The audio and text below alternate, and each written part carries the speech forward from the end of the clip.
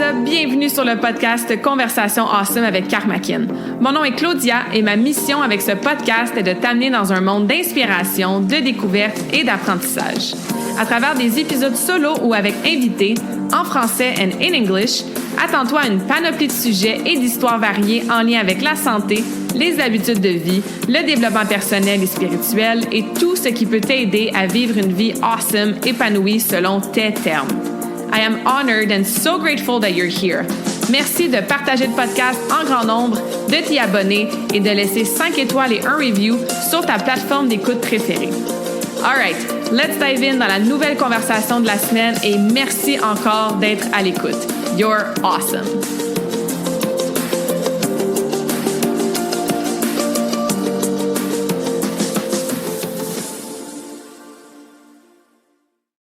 What is up, humain awesome? J'espère que vous allez bien, que vous êtes en pleine forme. Bienvenue dans la nouvelle conversation awesome de la semaine. Merci d'être à l'écoute. Si c'est ta première fois sur le podcast, bienvenue. Je suis contente de savoir que le titre ou la description de cet épisode-là a résonné avec toi ou c'est peut-être une de tes chums d'amis qui t'a envoyé l'épisode. Et c'est ici à chaque semaine ou de temps en temps. Merci aussi d'être à l'écoute. Ça me fait toujours plaisir d'avoir votre feedback, de lire vos commentaires, de voir des petites étoiles, 5 étoiles sur Spotify, Apple, Google. Donc, merci vraiment de supporter le podcast à votre façon. Aujourd'hui, épisode solo, on va rentrer dans un sujet, je crois, qui va vous parler beaucoup. En tant que femme, si vous êtes un homme à l'écoute, restez quand même à l'écoute. Vous allez pouvoir partager ça avec les femmes de votre vie et peut-être plus comprendre aussi qu'est-ce qui se passe dans nos cycles. Parce que oui, nous sommes des êtres cycliques. Vous, les hommes, vous avez un cycle de 24 heures. C'est pas mal la même chose à tous les jours. Mais nous, c'est un petit peu plus complexe que ça. Et si vous êtes une femme à l'écoute, que vous n'avez plus vos règles pour quelconque raison, que vous êtes en préménopause ou en ménopause, restez à l'écoute quand même. Parce que même si vous avez plus ces segments-là mensuels, vous avez quand même des phases, vous avez quand même des cycles, vous êtes quand même une humaine qui passe à travers différents chapitres et différentes phases et cycles, comme je disais, qui nous amènent toutes sortes d'adaptations, de ressentis, de feelings, de transformation. Et des fois, on n'est pas super contente de ça. Des fois, on résiste notre cycle. Moi, j'ai certainement encore à ce jour de la résistance quand j'entends différentes choses par rapport à notre nature cyclique en tant que femme. Donc, le fait que je plonge là-dedans de plus en plus, que je côtoie des femmes extraordinaires qui m'aident à avoir une nouvelle perspective, à m'en apprendre plus sur le sujet, à côtoyer des femmes aussi qui sont plus vieilles que moi, qui sont dans la période de préménopause, ménopause, des femmes, des amis, des collègues qui ont un cycle peut-être plus difficile que le mien et donc qui doivent danser avec leurs hormones puis harmoniser ça de façon plus intentionnelle, ça me permet d'en apprendre beaucoup. Oui, en termes de théorie, que je vais vous parler entre autres aujourd'hui, mais en termes de pratique aussi puis d'expérience personnelle. Parce que moi, je viens d'un mindset où est-ce que, je veux dire, peu importe comment tu te sens, you figure it out. Tu le trouves à l'intérieur de toi, d'aller chercher un mindset fort, puis de power through, puis d'être capable d'aller chercher ta force intérieure, puis de rester positive, puis de faire ce que tu es supposé de faire, que ce soit dans ta business ou dans le gym, parce que c'est ce que dit que tu allais faire, puis tu es plus forte que ça.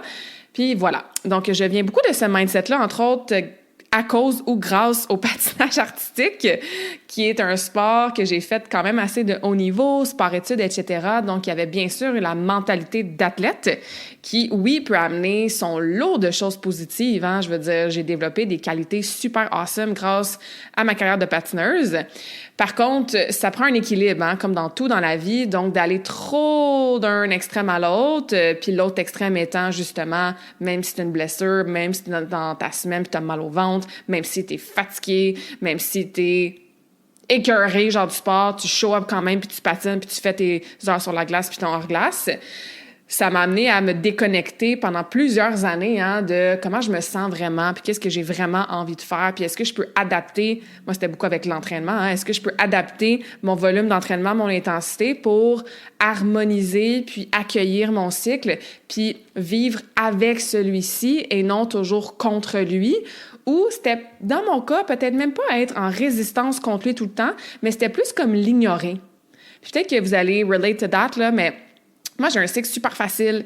Je suis régulière depuis toujours. J'ai un cycle qui est relativement long. Donc, tu sais, j'ai des amis, eux, ils ont leur règle pendant 7 jours à chaque 3 semaines. Tu sais, moi, c'est comme 3 jours à chaque 32, même des fois 34 jours, tu sais. Donc, parce que j'ai un cycle facile depuis toujours parce que des SPM, je ressens pas vraiment ça. Des fois, je le sentais un peu dans mon énergie avant, mais tu sais, c'est très, très subtil ce que je ressens. Je suis très, très consciente que c'est entre autres pour ça que j'ai ce discours-là.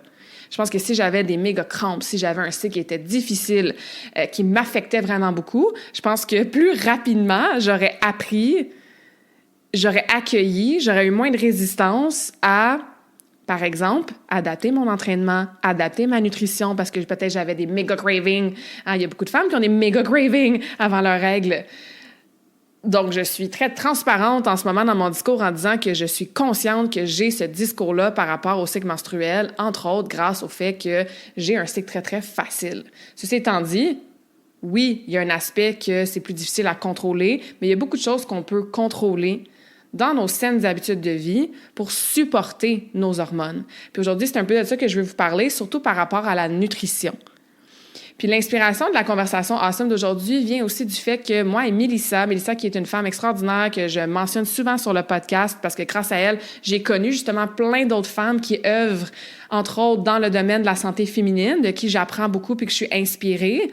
Mais moi et Mélissa, on organise un atelier qui va avoir lieu le 8 novembre 2025 au Coexist Studio de Yoga sur la frontière de Vaudreuil-Saint-Lazare-Hudson. C'est juste sur le bord de la 40, là, la sortie 28.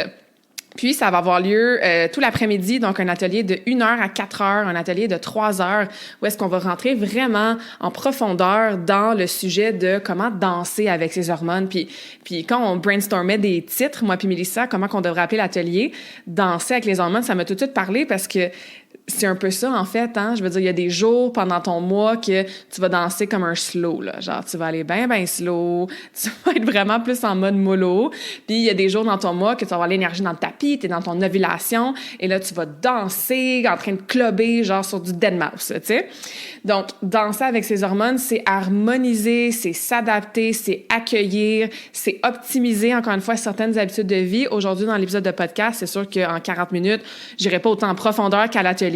À l'atelier, je vais aussi parler de comment adapter justement ton entraînement, ta pratique de mouvement.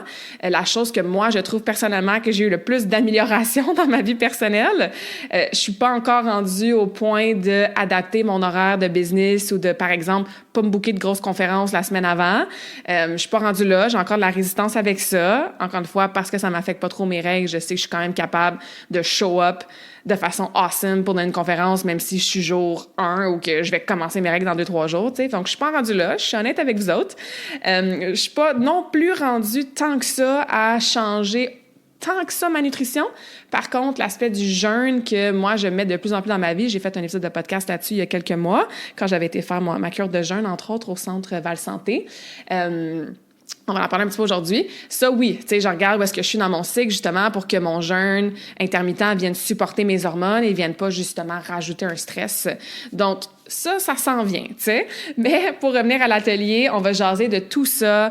Mélissa explique ce qu'elle appelle les saisons intérieures, hein, ton printemps intérieur, ton automne intérieur, ton hiver, ton été intérieur, qui est vraiment sur ton cycle de 28, 30, 32 jours, peu importe. Encore une fois, même si tu n'as plus tes menstruations. On parle des saisons intérieures aussi dans toute la vie d'une femme. Entre autres, un autre épisode de podcast qu'on a fait, moi et Mélissa, qui s'en vient bientôt sur les archétypes de la femme. Donc, on va tout mettre ça ensemble dans cet atelier-là qui, encore une fois, a lieu le 8 novembre 2025. Donc, c'est un samedi de 1 heure à 4 heures au studio de yoga Coexist. Je vais mettre le lien pour s'inscrire dans la description du podcast. Les places sont limitées, donc attendez pas, inscrivez-vous, amenez votre sœur, votre cousine, votre tante, votre fille. On vous attend là pour cet atelier-là. Awesome. Mais aujourd'hui, on va vraiment rentrer dans l'aspect nutrition, même si l'atelier, c'est dans quelques semaines, même si peut-être tu peux pas venir à l'atelier ou tu habites super loin, tu vas quand même avoir des trucs, des idées, des suggestions pour potentiellement adapter ta nutrition selon tes hormones. Je tiens à faire un disclaimer que moi, je suis pas nutritionniste, je suis pas diététiste. Ce que je dis aujourd'hui, c'est mes connaissances générales sur le sujet. Aujourd'hui, je vais beaucoup vous parler de recommandations qui sont basées de Dr. Mindy Pelz, que j'adore, que je vous ai déjà parlé sur le podcast, qui a un livre, entre autres, qui s'appelle Fast Like a Girl. Elle adapte vraiment, là, non seulement les périodes de jeûne, mais comment aussi se nourrir pour supporter nos hormones. Fait que c'est un livre extraordinaire. Et il y a aussi Alisa Vitti, Vitti, qui a, entre autres, 2 livres que j'ai beaucoup étudiés dans les dernières semaines, Woman Code puis In the Flow. Peut-être que vous avez l'application mobile Flow, F-L-O, qui vous permet justement de faire le suivi de vos règles, de vos symptômes, si vous êtes enceinte, etc. Donc, ces 2 femmes-là, vraiment des ressources géniales si vous allez plus loin dans le sujet. Et comme je vous dis, moi, j'ai un peu résumé ce que j'ai appris d'elles pour vous vulgariser ça aujourd'hui. Ce ne sont pas des conseils one-on-one, OK? Donc, vous prenez ça comme information et bien sûr, vous faites votre propre recherche, vous parlez avec vos propres médecins, naturopathes, etc. si vous voulez faire des changements plus, entre guillemets, flagrants. Mais aujourd'hui, le but, c'est de se rappeler que le cycle féminin, c'est pas comme le cycle, ou plutôt le rythme circadien. On suit un rythme d'à peu près 1 mois, à peu près 28 jours, ça peut être plus long, ça peut être un peu plus court. Un rythme qu'on appelle infradien et non circadien. Rythme circadien, c'est vraiment un rythme de 24 heures, comme je dis, un peu comme les hommes, comme le soleil. Et nos hormones, bien sûr, influencent notre énergie, notre métabolisme, notre humeur, notre tolérance au stress aussi. Donc, parce qu'on a plusieurs fluctuations dans mettons, on va dire 4 semaines, bien, c'est quand même important de ne pas toujours faire la même chose. On se comprend. Parce que si nos hormones sont différentes jour 2, jour 17, jour 24, bien, c'est normal qu'on doive adapter certaines choses. Donc, aujourd'hui, encore une fois, je parle un peu plus d'alimentation, jeûne, nourriture, etc. Mais ça peut être pertinent d'adapter, bien sûr, autre chose. Si vous avez une business, vous avez de la flexibilité dans, par exemple, votre horaire, vos tâches, votre entraînement aussi, que je vais jaser beaucoup à l'atelier. Donc, on commence avec la première phase qu'on peut appeler la phase qui est vraiment la phase menstruelle. Donc, ton hiver intérieur, c'est les jours à peu près de 1 à 5. À peu près, hein, ça peut commencer jour, mettons que tu commences ton jour 29 qui devient ton jour 1. Bien, ça se peut que ton jour 28 aussi, là, tu sois vraiment, sans avoir commencé nécessairement à saigner, tu sois dans cet hiver intérieur-là.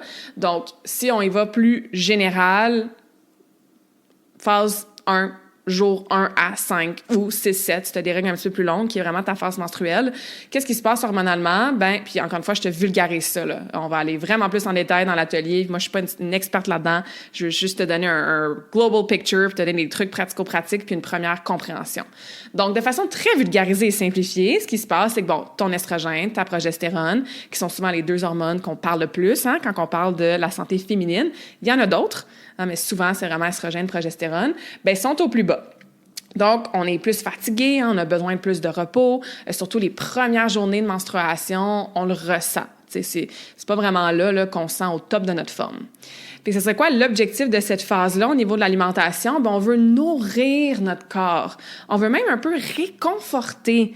Il est en train de faire de quoi qui est pas super confortable, qui nous amène un peu dans un état, comme je disais, de fatigue, de besoin de repos. Donc, on veut le supporter en le nourrissant, en le réconfortant et en restaurant aussi les minéraux qui sont perdus. On parle souvent de l'anémie, hein, le manque de fer qui peut être dû à différentes raisons. Souvent, on va faire des raccourcis, là, genre « Ah, tu saignes vraiment beaucoup, donc c'est sûr que tu vas avoir une carence en fer, donc tu fais de l'anémie. » Puis des fois, c'est ça, mais c'est un peu plus complexe que ça. Mais il y a d'autres minéraux aussi qu'on perd, hein, par notre segment. Je veux dire, les menstruations, c'est quelque chose qui est extraordinaire pour détoxifier le corps. Moi, j'aime bien dire la façon que tu vas aux toilettes avec ta digestion puis la façon que tu as tes règles, c'est vraiment les 2 aspects les plus solides puis les plus révélateurs de ta santé globale en tant que femme, tu sais. Donc, cette phase-là, encore une fois, bien sûr, si vous n'avez pas vos règles ou que vous saignez pas parce que peut-être vous prenez la pilule en continu ou vous avez une autre façon de pas avoir vos règles ou c'est pas les vraies, entre guillemets, menstruations parce que, bien sûr, avec la pilule, oui, on saigne des fois, mais je veux dire, c'est pas... C'est dur à dire, là, mais c'est drôle à dire, là, c'est pas une vraie menstruation, là, mais c'est différent, bien sûr. Puis je vais mettre aussi dans la description du podcast d'autres conversations awesome que j'ai faites sur le sujet avec des invités, sur aller plus loin dans ce sujet-là. Mais on revient à qu'est-ce qu'on peut faire pour nous aider au niveau de notre alimentation. On veut des aliments qui sont chauds, qui sont réconfortants. Encore une fois, on veut supporter le corps. On est en hiver intérieur, on est en mode cocooning avec la grosse doudou, tu sais. Donc, là, en plus, l'automne est à nos portes, donc des soupes, des bouillons, des ragoûts, hein, quelque chose qui est vraiment du comfort food, mais rempli de belles choses. On va aller chercher, comme j'ai dit, oui, au niveau des minéraux perdus, entre autres, le fer. On trouve du fer dans quoi? Dans de la viande, dans des légumes verts, dans des légumineuses, si vous les tolérez bien à votre digestion. Mais il y a d'autres minéraux qu'on perd aussi, entre autres le magnésium. Il Il y a beaucoup de femmes qui vont commencer à prendre du magnésium, puis ça va énormément les aider pour leurs crampes, entre autres. Donc, magnésium, ça peut être un minéral qui est super pertinent. Et on va aller chercher aussi des antioxydants, donc des aliments qui sont riches en antioxydants pour nous aider, encore une fois, avec cette restauration-là. Rapidement, qu'est-ce qui est riche en antioxydants? Là? Pensez à tout ce qui a des belles couleurs vivantes. Là. Pensez aux légumes verts, pensez aux petits fruits, aux mauves, bleus, rouges. Bon, il y a des antioxydants dans le chocolat noir, entre autres, tu sais. Donc, allez chercher là, vraiment ces aliments-là qui peuvent vous aider. Dans cette phase-là, on veut réduire la caféine, on veut réduire le sucre raffiné, donc on veut réduire aussi tout ce qui est... Bien, ça devrait toujours être réduit, là. Ça devrait faire partie de votre 10% d'aliments différents, mais qu'est-ce qui est très, très transformé, qu'est-ce qui est très, très lourd à digérer, qu'est-ce qui est raffiné, encore une fois. Donc, qu'est-ce qui est chimique. Tu sais, on veut, encore une fois, dans toutes les phases, c'est important, mais encore plus, on a besoin plus de se nourrir de bonnes choses, de réconfort, de vitamines, de minéraux, d'antioxydants. Au niveau du jeûne, si jamais vous faites du jeûne intermittent ou que vous voulez l'intégrer, puis tu sais, quand on dit jeûne, là, c'est pas genre à tous les jours, je mange de midi à 6 puis c'est fini, là. Moi, je conseille toujours de faire un minimum 12-12. Tu sais, entre le souper et le déjeuner, laisser un 12 heures. Bien, ça en est un jeûne intermittent. Tout le monde, on fait le jeûne intermittent durant la nuit, tu sais. Donc, c'est pour ça que quand je dis jeûne ou jeûne intermittent, pensez pas nécessairement que c'est des longs jeûnes de 3 jours, de 1 semaine, ou que c'est le classique, genre, je skip le déjeuner puis je commence à manger à midi. C'est beaucoup plus nuancé que ça. Donc, au niveau du jeûne, encore une fois, intermittent, on veut faire des jeûnes qui sont très doux, tu sais, ou pas jeûner, dans le sens que tu te lèves, ben tu manges, tu déjeunes dans la première heure dans laquelle tu es réveillé. Tu prends tes repas à chaque 3-4 heures durant la journée. Puis le soir, tu finis de manger, mettons, à 7 heures, parce que tu sais que tu vas déjeuner à 7 heures le lendemain. Donc, tu sais, tu fais un 12 heures, 13 heures maximum. C'est une phase qui est plus d'introspection. On veut ralentir, on veut dormir peut-être plus, on veut éviter de se surmener. Et, puis ça, je vais probablement le dire à chaque phase, vous devez aussi vous écouter. Moi, à jour 3, je pète le feu, là. Donc oui, peut-être que mes menstruations sont pas tout à fait finies, mais c'est comme, je pète le feu puis j'ai de l'énergie dans le tapis, tu sais. Donc, il faut aussi s'écouter. Si toi, dès ton jour 3, 4, 5, t'es déjà en mode reboost d'énergie puis tout, ben là, go, recommencer tes workouts puis fais un jeûne un petit peu plus long si tu veux, tu sais. Pas besoin de manger de la soupe et du bouillon pendant 5 jours, là. Donc, il faut s'écouter aussi. Okay? Donc, ça, c'est pour la phase 1. La phase 2, on peut l'appeler la phase folliculaire, hein, qui est les jours à peu près là, de 6 à 10, 11, à peu près. Puis, c'est la phase vraiment avant l'ovulation. Donc, on peut appeler ça, dans le fond, le printemps intérieur, où est-ce que tranquillement, ton estrogène va remonter. Et qu'est-ce que ça fait, l'estrogène qui remonte, entre autres? Plein de belles choses, hein? Mais entre autres, ton énergie, justement, commence à augmenter. Tu as une meilleure tolérance au stress métabolique. Tu es comme capable d'en prendre un petit peu plus. Donc, c'est quoi l'objectif avec l'alimentation? On veut soutenir cette croissance-là folliculaire qui est en train de se passer. On veut renforcer notre vitalité. On veut s'assurer qu'on continue de supporter notre énergie et non qu'on se draine d'énergie parce que là, on est en mode, on accumule, l'énergie est accrue. Fait qu'au niveau de l'alimentation, là, c'est le temps d'aller chercher des aliments qui sont frais, qui sont légers. On peut penser, surtout l'été, hein, à des smoothies, à des belles grosses salades. Moi, j'adore ça, me faire des bols où est-ce que je pitch plein d'affaires dedans. Puis j'ai comme 4 légumes, un fruit, ma protéine, des graines, des noix.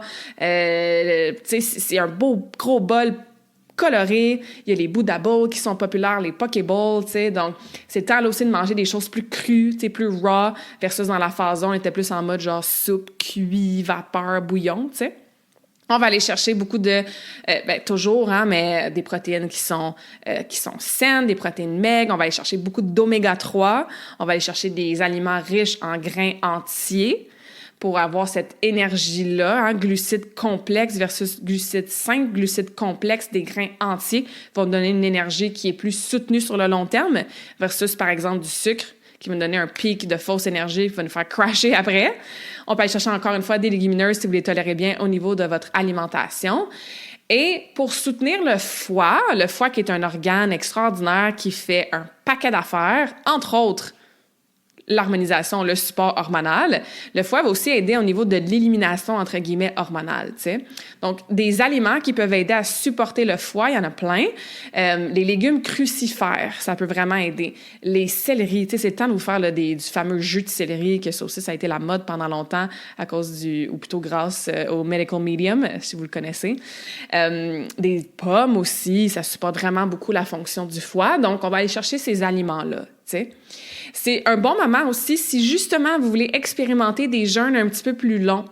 Tu sais, si là, vous faites comme, OK, moi, une fois par année, je fais un jeûne de 24 heures ou un jeûne de 72 heures, ou une fois par mois, je veux faire un jeûne de 24 heures, ou une fois par mois, je veux prendre juste des fruits et des légumes pendant une journée pour donner un break à ma digestion, bien, c'est le temps là de le faire, tu sais. Donc, tu peux aller chercher un jeûne, encore une fois, de 24 heures, de 3 jours. Faites pas ça sans avoir, bien sûr, work your way up, là, tu sais, comme du jour au lendemain. Non, on y va tranquillement pour ça. Encore une fois, j'ai un épisode de podcast au complet là-dessus. Puis faites vos propres recherches. Mais c'est dans cette phase-là que ça serait plus idéal. Ce que ça fait, c'est que ça favorise le phénomène qu'on appelle l'autophagie.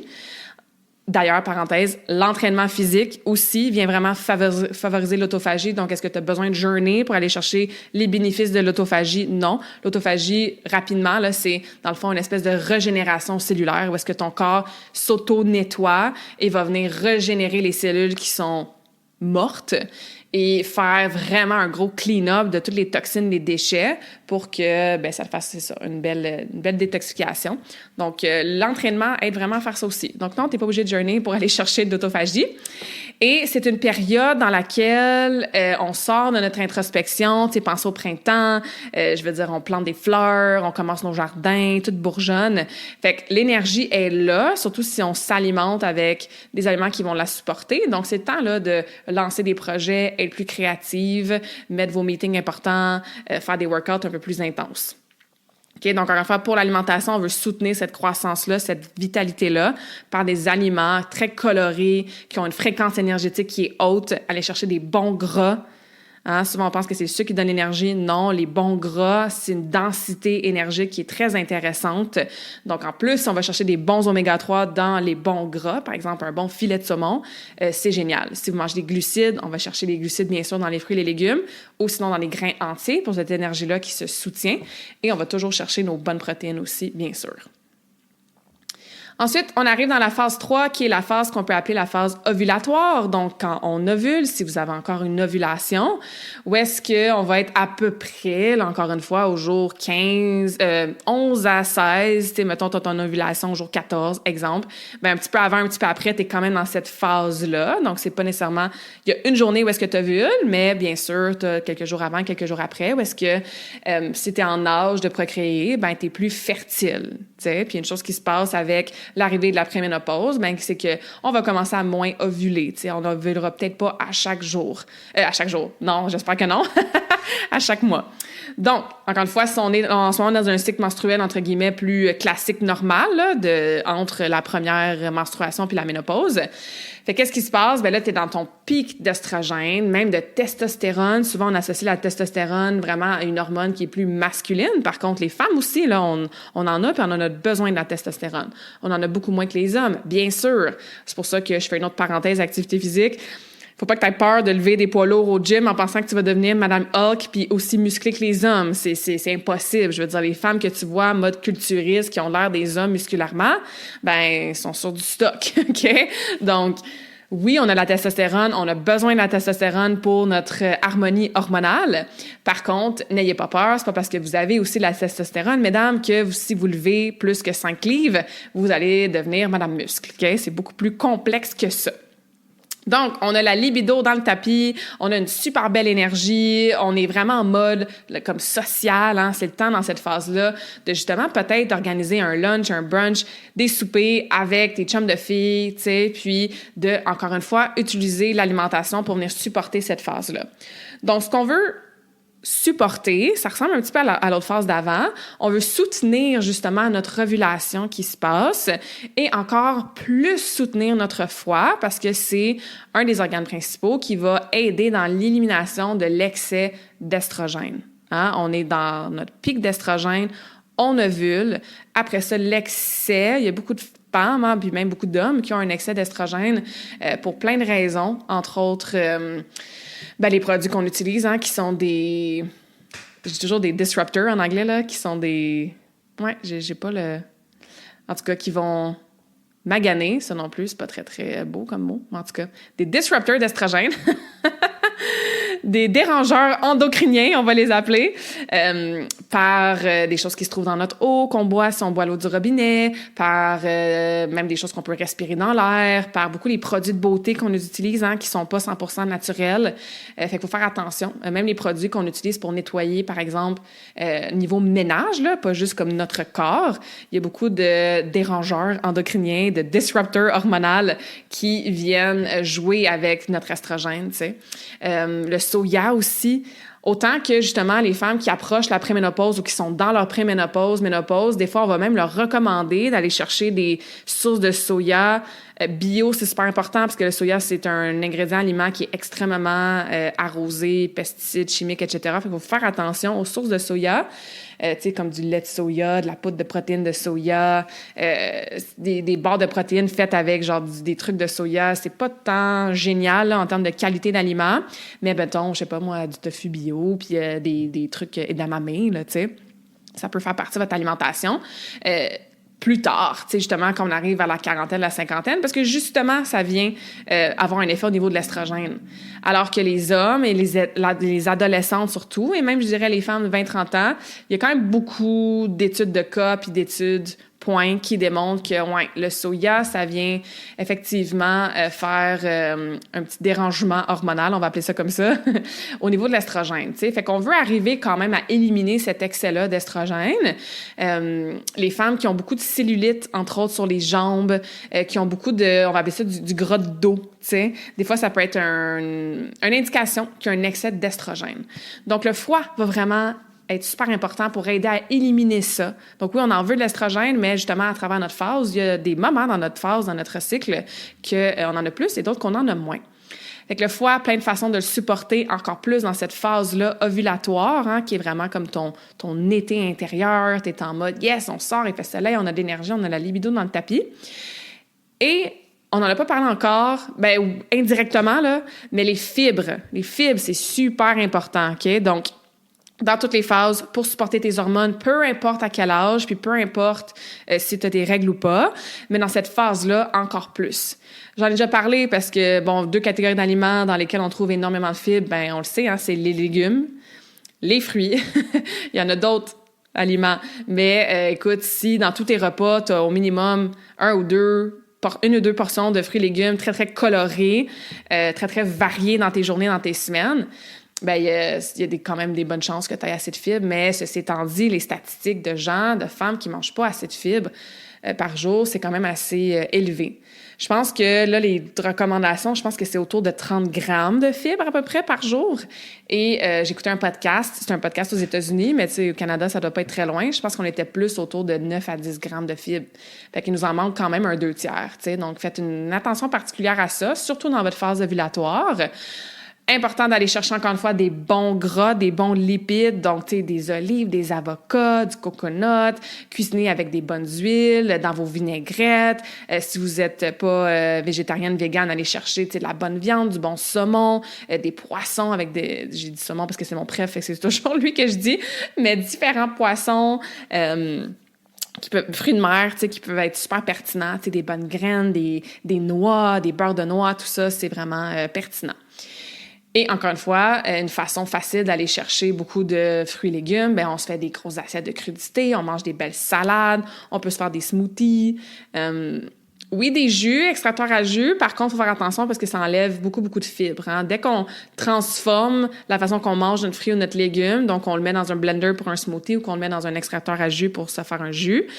Moi, j'adore les jus, là. Je suis la première à comme adorer me faire un petit jus. Par contre, c'est sûr que je n'en fais pas tous les jours, puis je ne me fie pas juste là-dessus pour aller chercher mes fibres, parce qu'on perd énormément de leurs fibres, surtout dans des extracteurs à jus. Fait que c'est juste de faire attention à ça. Dans la phase ovulatoire, on veut éviter encore une fois les jeûnes qui sont longs, fait qu'on reste en 12 et 15 heures, mettons maximum, entre ton souper et ton déjeuner.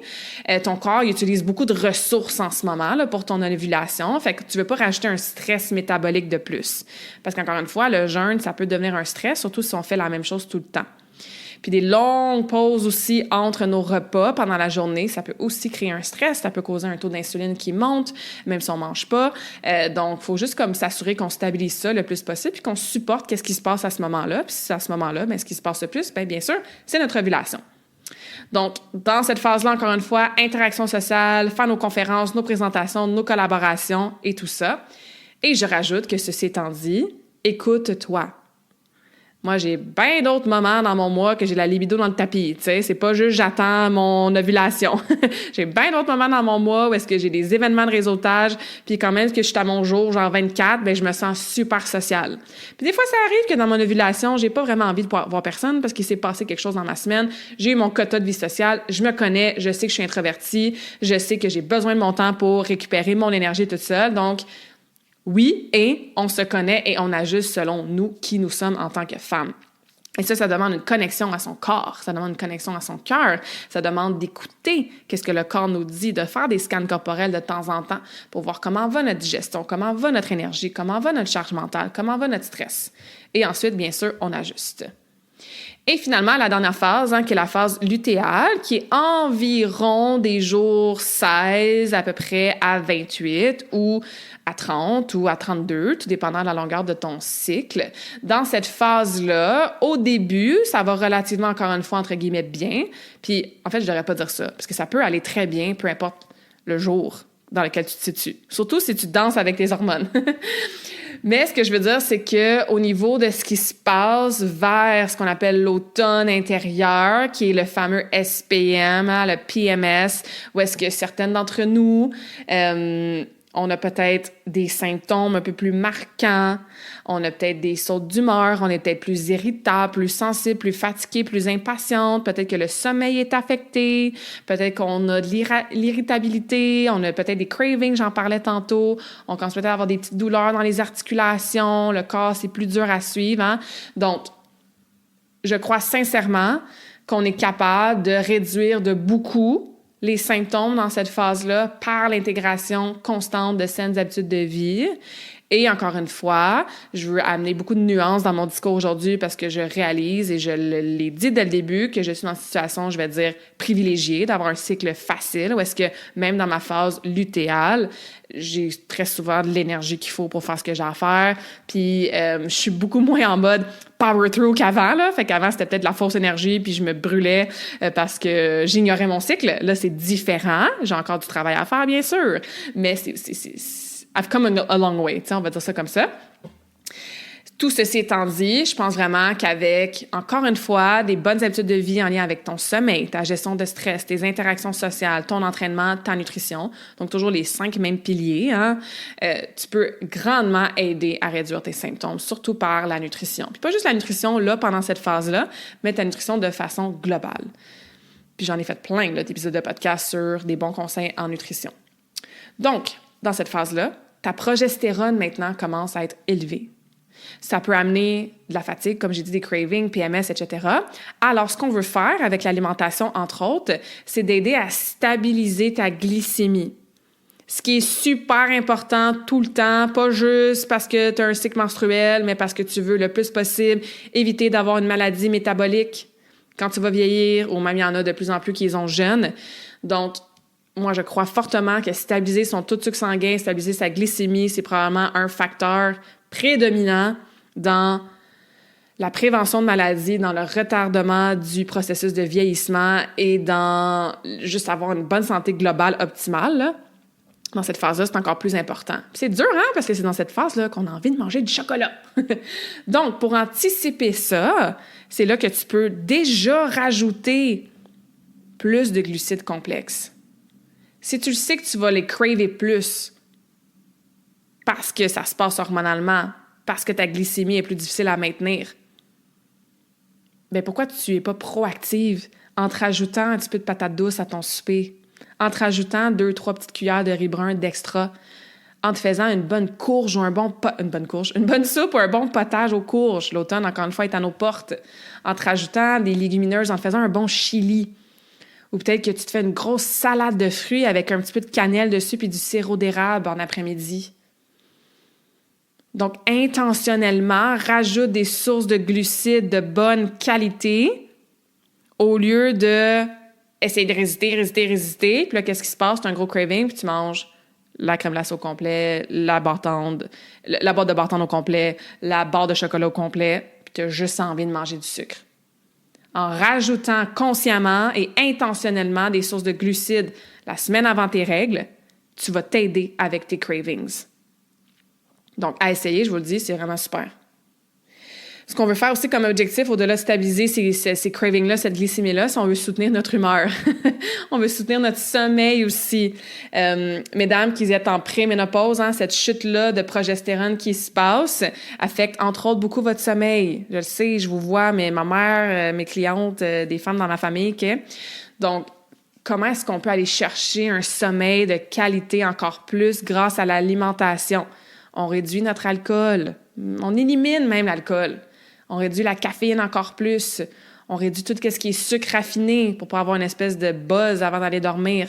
On se laisse 3-4 heures de temps entre le souper et l'heure du coucher pour pas être en mode digestion puis avoir un sommeil qui est plus profond, plus récupérateur. Encore une fois, le magnésium peut devenir un minéral intéressant si on veut calmer le système nerveux, calmer le niveau physique aussi avant d'aller dormir. Le zinc peut devenir un minéral intéressant aussi. Moi, je prends du zinc tout le temps, pas juste dans cette phase-là. On peut aller chercher des aliments qui sont riches en zinc, les graines, les noix, le chocolat noir. En plus, on a un petit craving de sucre, chocolat noir avec 80%, 90% de cacao. Tu sais, pourquoi pas dans cette phase-là? La vitamine B, B6, entre autres, ça peut aider. Donc, encore une fois, c'est quoi les aliments qui sont riches là-dedans ou est-ce que j'ai besoin d'un supplément? Donc, on stabilise le sucre sanguin, on vient soutenir notre humeur, on vient soutenir notre sommeil qui est intimement relié avec l'humeur. On s'entend quand tu es fatigué, tu es moins de bonne humeur.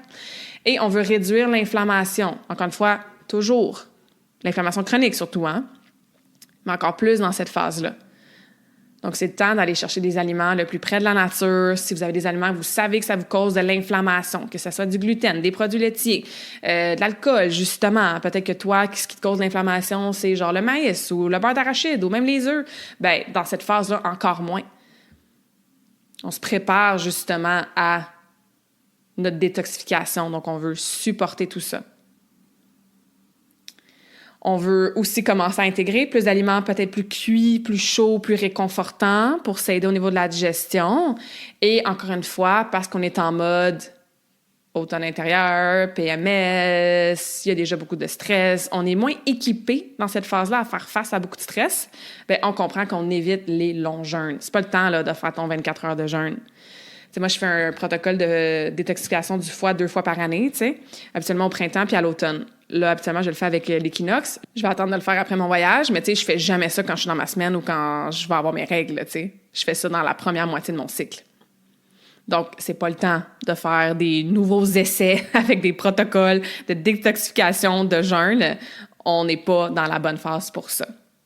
C'est une bonne phase aussi pour comme boucler des projets, faire un petit peu d'organisation, faire des tâches un petit peu moins de social, out there, Mais encore une fois, là, vous vous connaissez, puis vous pouvez ajuster selon la flexibilité de votre horaire et de, bien sûr, surtout de comment vous vous sentez puis votre énergie.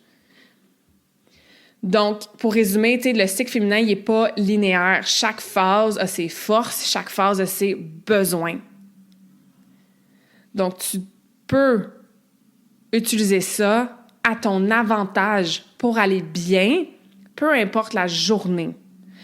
Moi, l'autre résistance que j'ai beaucoup avec ce discours-là, puis qu'on voit beaucoup sur les réseaux sociaux, c'est comme, OK, semaine 1 des règles, genre la femme est comme en train de mourir dans son lit.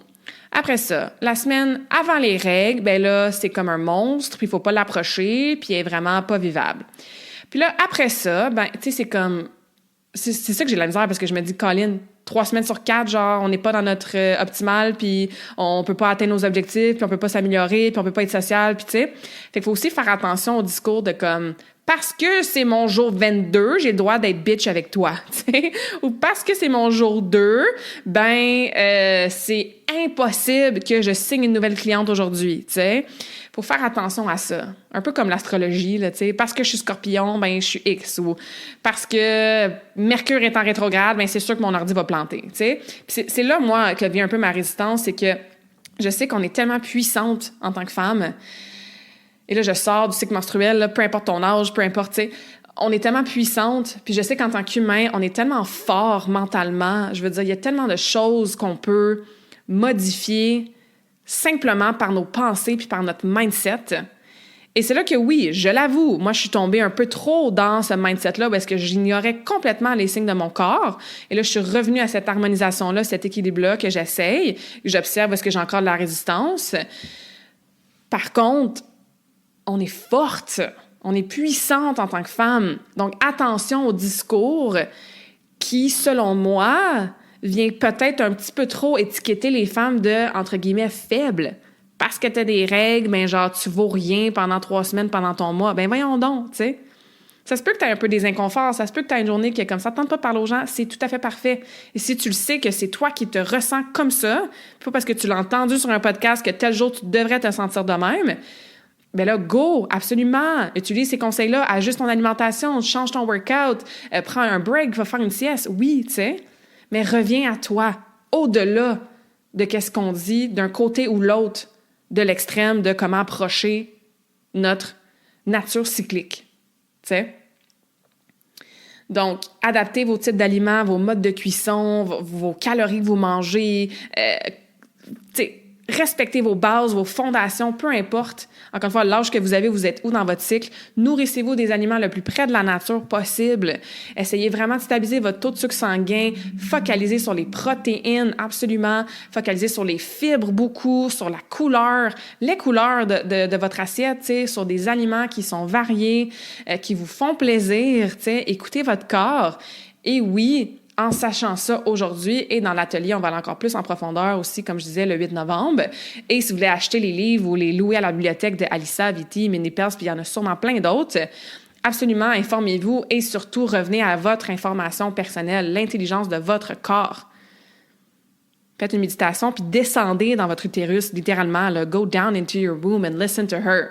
Puis elle va te le dire si elle a besoin de chocolat aujourd'hui pour de vrai, ou si elle a besoin d'aller marcher au lieu d'aller faire son gros workout au gym, ou si elle a besoin d'avoir une conversation difficile avec son conjoint parce que là, elle se sent prête puis équipée, puis elle est capable d'en tolérer un peu plus de stress émotionnel, tu sais.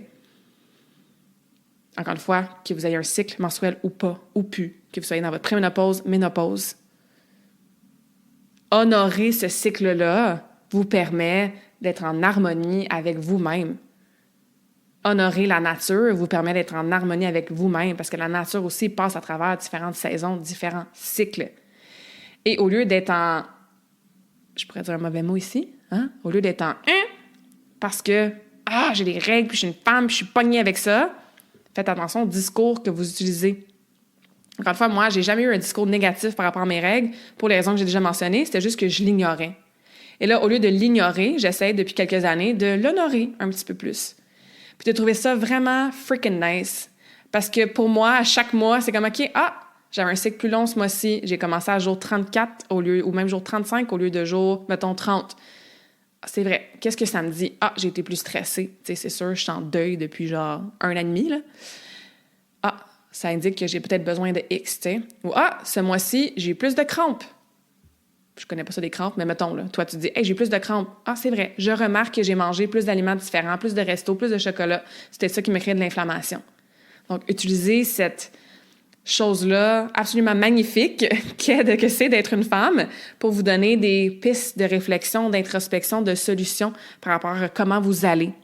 Et encore une fois, si vous n'avez plus de segments, écoutez-vous quand même à tous les jours. Vous pouvez quand même tracker ces 4 saisons-là intérieures à l'intérieur de vous. Intérieur à l'intérieur de vous, hein, ça se dit. Pour connecter avec vos besoins puis vos ressentis. Donc, j'espère que ça vous aide un petit peu. J'espère que vous comprenez que ces différentes approches-là, hein, autant en termes de plus technique, genre mange telle affaire, ça va te donner du zinc, que connecte avec ton corps puis va dans ton boom, là. Ben, on veut soutenir naturellement nos hormones le plus possible. On veut réduire nos symptômes prémenstruels et nos symptômes de la préménopause, de la ménopause. Et même après, hein, il y a des femmes qui sont ménopausées puis qui continuent à avoir des symptômes par la suite de chaleur et autres. Donc, ça peut bien sûr se poursuivre après. On veut optimiser notre énergie, notre humeur, notre métabolisme pour être dans un corps qui nous fait plaisir, dans lequel on se sent bien, qu'on se sent en confiance, puis qu'on honore justement, puis qu'on harmonise, j'aime bien ce mot-là, harmoniser, danser avec nos hormones. Donc, commencez à vous observer, hein? Commencez à vraiment, juste vous observer avec bienveillance. Assurez-vous de supporter vos hormones à tout âge, avec, encore une fois, des aliments entiers, manger assez, avoir des micronutriments qui sont importants. On a parlé de magnésium, zinc, vitamine B, du fer. Il y a aussi de l'iode, le sélénium. Tu sais, je veux dire, vous avez des aliments que vous allez chercher qui sont riches là-dedans. Il y a des suppléments qui existent aussi. Hydratation, on n'a pas parlé, mais c'est super important.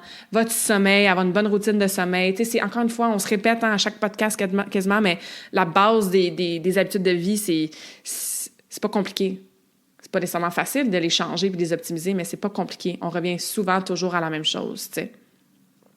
Puis perturbateur, c'est ça le mot que je cherchais, disruptors. Qu'est-ce que j'ai dit? J'ai-tu dit ça, perturbateur? Je pense que j'ai dit dérangeur. Perturbateur endocrinien. Exact. Donc, excusez, je viens d'avoir un flash. Fait qu'encore une fois, en fait, pas encore une fois, le mot que je cherchais, perturbateur endocrinien. Faites attention à ça, hein, dans les plastiques, dans les pesticides, dans les cosmétiques chimiques, dans les produits qu'on utilise. Donc, on va chercher des produits plus naturels, on met nos trucs dans des contenants de verre, pas de plastique. On va chercher du bio, de l'organique, tu sais. Fait que voilà. Fait que écoutez votre corps, hein, votre énergie, votre humeur, vos symptômes, puis ajustez toutes ces belles petites choses-là pour vous vous supporter en tant que femme awesome que vous êtes. Donc, voilà, si vous avez des questions, n'hésitez pas à me les poser. N'hésitez pas à aller voir les autres épisodes de podcast que j'ai partagés dans la description de celui-ci pour en savoir plus sur les hormones, puis le cycle menstruel, puis la préménopause et tous ces beaux sujets. Et n'oubliez pas de vous inscrire pour le 8 novembre pour notre atelier, encore une fois, de 1h à 4h au Coexist Yoga avec moi et Mélissa. Mélissa qui est ostéopathe spécialiste en santé féminine aussi, qui est doula aussi, entre autres. Donc, ça va être un atelier absolument incroyable où est-ce qu'on va vous apprendre à danser avec vos hormones. Et je vous laisse, comme d'habitude, avec une citation, un quote. « Le cycle n'est pas une contrainte, c'est une boussole qui nous guide vers l'équilibre. » Donc, encore une fois, j'utilise cette citation-là aujourd'hui comme invitation à moi-même, après ma barre, et à vous autres, de vivre avec votre cycle, de le voir comme une boussole, de le voir comme quelque chose de positif, qui nous guide, qui nous donne des réponses vers un équilibre, vers une harmonie, vers un bien-être global, et non quelque chose de chiant avec lequel il faut dealer à chaque mois. Donc, j'espère que la conversation d'aujourd'hui vous invite à voir ça de façon plus positive, plus awesome.